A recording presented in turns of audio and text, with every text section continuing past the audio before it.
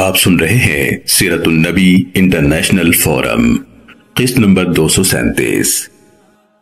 عام الحزن یعنی غم و اندوہ کا سال، حصہ چہارم۔ مزید آگے بڑھنے سے قبل سیرت النبی انٹرنیشنل فورم کے چینل کو سبسکرائب کر لیجئے اور بیل کے بٹن کو دبا دیجئے تاکہ آپ کو آنے والی ہماری ہر نئی ویڈیو کی بر وقت اطلاع مل سکے۔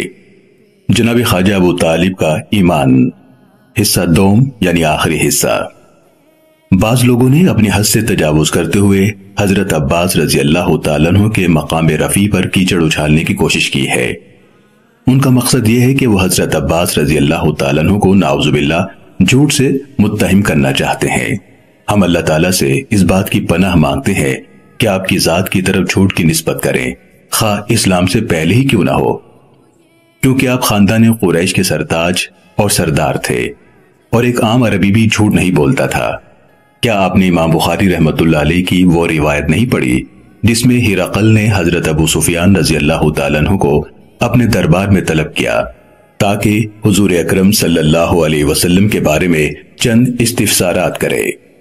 حضرت ابو سفیان رضی اللہ تعالیٰ عنہ کہتے ہیں کہ میں نے بہت چاہا کہ آج موقع ہے کہ میں سچ کے بجائے جھوٹ بولوں تاکہ ہرقل کی عقیدت حضور صلی اللہ علیہ وسلم سے ختم ہو جائے،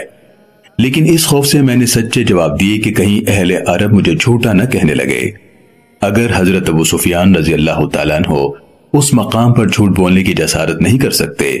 تو حضرت عباس رضی اللہ تعالیٰ عنہ جیسی ہستی جو ہاشمی خاندان کا سرتاج اور نبی کریم صلی اللہ علیہ وسلم کے محترم چچا ہیں، کیا ان کے بارے میں یہ خیال کیا جا سکتا ہے کہ انہوں نے غلط بیانی سے کام لیا ہوگا؟ امام ابو زہرہ رحمت اللہ علیہ یہاں علامہ ابن کثیر رحمت اللہ علیہ کی ایک رائے نقل کرتے ہیں اور پھر اس کا جواب دیتے ہیں۔ علامہ ابن کثیر رحمت اللہ علیہ کہتے ہیں، جناب خواجہ ابو طالب ان تمام امور میں یہ جانتے تھے کہ رسول اللہ صلی اللہ علیہ وسلم صادق ہیں، راشد ہیں، لیکن اس کے باوجود آپ کا دل ایمان نہیں لایا تھا، اور دل کے جاننے اور ماننے میں فرق ہے۔ علامہ ابن کثیر رحمت اللہ علیہ کی قول کی وضاحت کرتے ہوئے شیخ ابو زہرہ رحمت اللہ علیہ لکھتے ہیں، گویا امام ابن کثیر رحمت اللہ علیہ جناب خواجہ ابو طالب کے علم کو یہودیوں کے علم کے ساتھ تشبیہ دے رہے ہیں، یعنی یعرفونہ کما یعرفون ابناءہم، کہ یہودی حضور صلی اللہ علیہ وسلم کو پہچانتے ہیں جس طرح وہ اپنے بیٹوں کو پہچانتے ہیں، لیکن اس کے باوجود وہ ایمان نہیں لائے تھے۔ شیخ فرماتے ہیں کہ میں اس بات کی اجازت چاہتا ہوں کہ حافظ ابن کثیر رحمت اللہ علیہ کی اس خیال کی مخالفت کروں اور یہود کے علم کو جس طرح انہوں نے خواجہ ابو طالب پر منطبق کیا ہے اس کی تردید کروں۔ میں کہتا ہوں کہ جناب خواجہ ابو طالب کے علم میں اور یہود کے علم میں زمین و آسمان کا فرق ہے۔ جناب خواجہ ابو طالب کا علم ایسا ہے جس کے ساتھ تصدیق اور یقین پایا جاتا ہے، اور آپ کی ساری عمر اور آپ کے سارے قصیدے اس بات کی تائید کرتے ہیں۔ اس لیے میں یہ کہتا ہوں، انہو لا یمکن ان یکون مشرکا قط،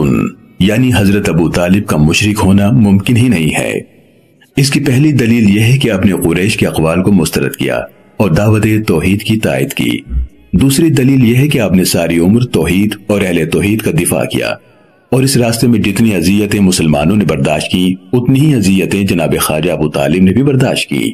تیسری وجہ یہ ہے کہ انہوں نے صراحت سے یہ کہا کہ محمد صلی اللہ علیہ وسلم صادق اور راشد ہیں،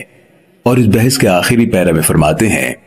اب تک ہم نے جو لکھا ہے اس سے یہ مستنبط ہوتا ہے کہ آپ ہرگز مشرک نہ تھے، کیونکہ مشرک وہ ہوتا ہے جو بتوں کی عبادت کرے اور انہیں اللہ تعالیٰ کے ساتھ شریک بنائے، اور آپ کی ساری زندگی اس بات کی شاہد عادل ہے کہ آپ بتوں اور ان کی پرستش کو باطل اور لغو سمجھتے تھے۔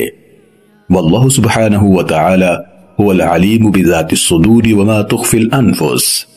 لیکن اگر کسی کے نزدیک دوسری روایتیں اس روایت سے زیادہ قابل اعتبار ہوں تب بھی اسے آپ کے حق میں کوئی ناشائستہ بات کہنے سے احتراز کرنا چاہیے۔ آپ کی بے نظیر خدمات کا یہ معاوضہ ہماری طرف سے نہیں دیا جانا چاہیے کہ ہم ممبروں پر کھڑے ہو کر اپنا سارا زور بیان ان کو کافر ثابت کرنے اور ان کو کافر کہنے اور کہتے چلے جانے پر ہی صرف کرتے رہیں۔ اس سے بڑھ کر ناشکری اور احسان فراموشی کی کوئی مثال پیش نہیں کی جا سکتی۔ چنانچہ علامہ آلوسی رحمت اللہ علیہ لکھتے ہیں، جناب خواجہ ابو طالب کے ایمان کا مسئلہ اختلافی مسئلہ ہے، اور جو لوگ آپ کے ایمان کے قائل نہیں انہیں بھی یہ مناسب نہیں کہ اپنی زبان پر کوئی ناروا جملہ لے کر آئیں، کیونکہ اس سے حضرت سیدنا علی کرم اللہ وجہہ کی اولاد کو اذیت پہنچتی ہے، اور کوئی بعید نہیں کہ حضور سرور دو عالم صلی اللہ علیہ وسلم کا مبارک دل بھی رنجیدہ ہو جاتا ہو۔ ہر عقل مند آدمی جانتا ہے کہ ایسے نازک مقامات پر احتیاط سے کام لینا چاہیے۔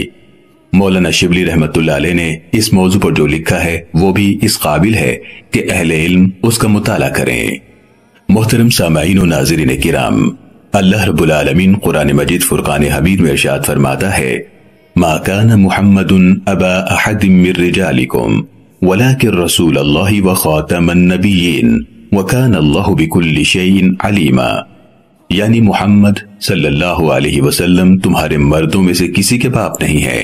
لیکن وہ اللہ کے رسول ہیں اور سب انبیاء کے آخر میں یعنی سلسلہ نبوت کو ختم کرنے والے ہیں، اور اللہ ہر چیز کا خوب علم رکھنے والا ہے۔ سیرت النبی انٹرنیشنل فورم کی پوری ٹیم اور دنیا بھر کے مسلمان عقیدہ ختم نبوت پر دل و جان سے ایمان رکھتے ہیں۔ سیرت النبی صلی اللہ علیہ وسلم کی یہ قصہ دیکھنے کا شکریہ، اسے دوسروں تک پہنچا کر صدقہ جاریہ کا حصہ بنیے۔ ہم کسی بھی قسم کی غلطی کے لیے معذرت خواہ ہیں اور معتبر دلیل کی بنیاد پر اصلاح کے لیے شکر گزار ہیں اور آپ کے پرخلوص دعاؤں کے طلبکار ہیں۔ جزاکم اللہ خیرا کثیرا۔ مزید آگے جاننے کے لیے دیکھتے رہیے سیرت النبی انٹرنیشنل فورم۔